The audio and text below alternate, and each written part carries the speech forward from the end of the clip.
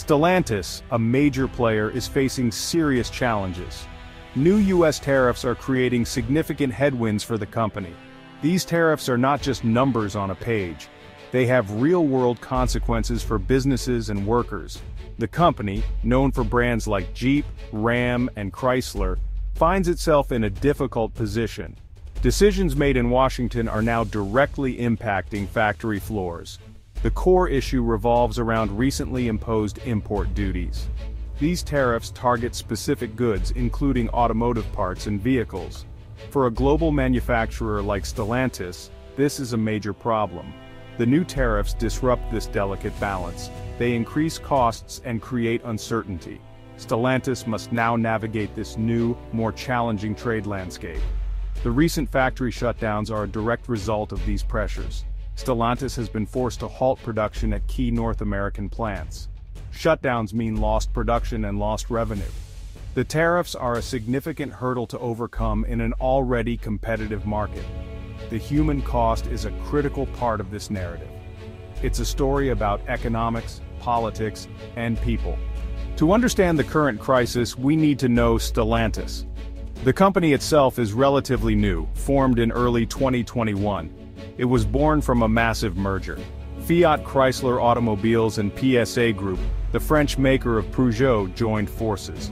This created one of the world's largest automotive groups. The scale of this new entity is immense. It brought together a diverse portfolio of iconic brands. Think of American muscle with Dodge, Italian flair with Alfa Romeo, and French practicality with Citroën. In North America, Stellantis holds a significant market share. Brands like Jeep and Ram are incredibly popular. They are also highly profitable, especially the trucks and SUVs. The company operates numerous manufacturing plants across the United States, Canada, and Mexico. These facilities are vital for regional economies. They provide thousands of jobs directly and support many more indirectly. The merger aimed to leverage Fiat Chrysler's American presence with PSA's global expertise. Stellantis was looking to compete effectively with other global giants like Volkswagen and Toyota. The post-merger period was one of optimism and ambitious plans for expansion. However, this global footprint also makes Stellantis vulnerable. The first clear sign of trouble came in April 2025. Stellantis announced temporary shutdowns at two key North American plants. The Windsor Assembly Plant in Ontario, Canada, was one. This facility is crucial. It builds the popular Chrysler Pacifica minivan. The other was the Toluca Assembly Plant in Mexico. Toluca is responsible for vehicles like the Jeep Compass. These are major production hubs, employing thousands of workers. The news sent ripples of concern throughout the industry and local communities. The shutdowns were attributed directly to parts shortages. These shortages, the company implied, were linked to the new U.S. tariff situation. While Stellantis was not initially explicit about the direct tariff link for these specific shortages, the timing was telling. The company stated it was working to manage its supply chain. However, idling entire assembly plants is a drastic measure. For the workers, it meant an immediate loss of work and income, even if temporary. The April shutdowns served as a serious warning. The question on everyone's mind was, is this a temporary blip or the start of a much larger problem? The central issue is a new 25% U.S. tariff. This tariff applies to certain automotive components. For Stellantis, this is a major financial blow.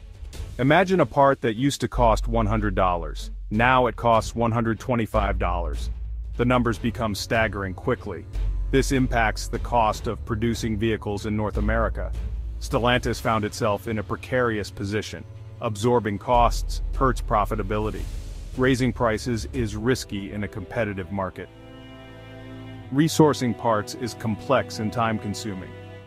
Stellantis has expressed concerns about the tariffs. The logistical challenge is immense. Stellantis is walking a tightrope, balancing costs and competitiveness.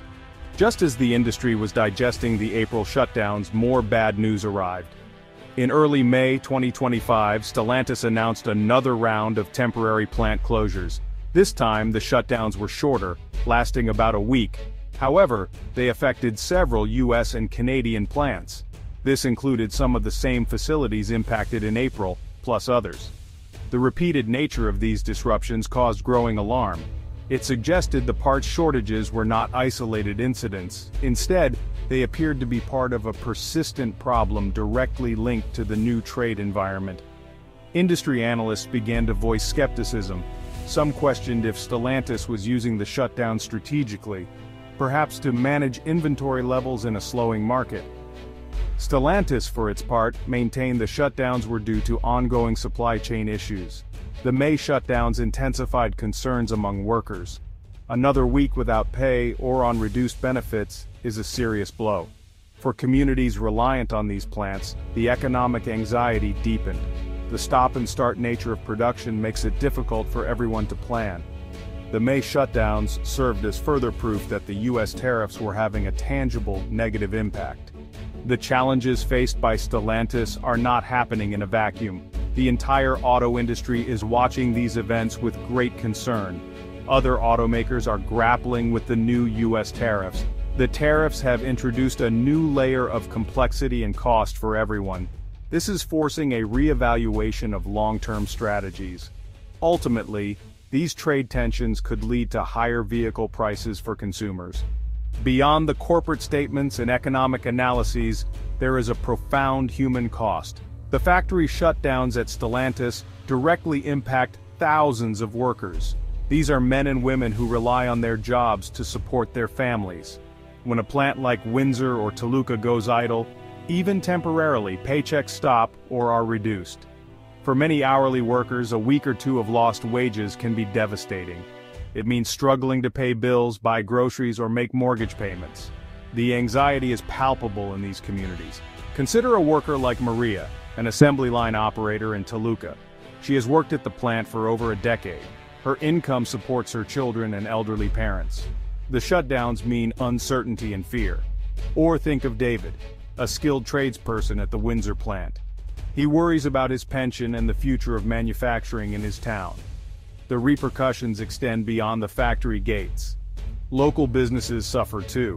The economic health of entire towns can be tied to a single large manufacturing facility. The personal struggles of these workers highlight the real-world impact of trade policies. The situation at Stellantis is a clear signal. The global auto industry is navigating profound uncertainty. Trade wars and protectionist policies reshape the landscape. Old assumptions about stable supply chains are challenged. Automakers must operate in a volatile environment. This requires new levels of agility. The road ahead is far from clear. Long-term transformations in vehicle production are likely.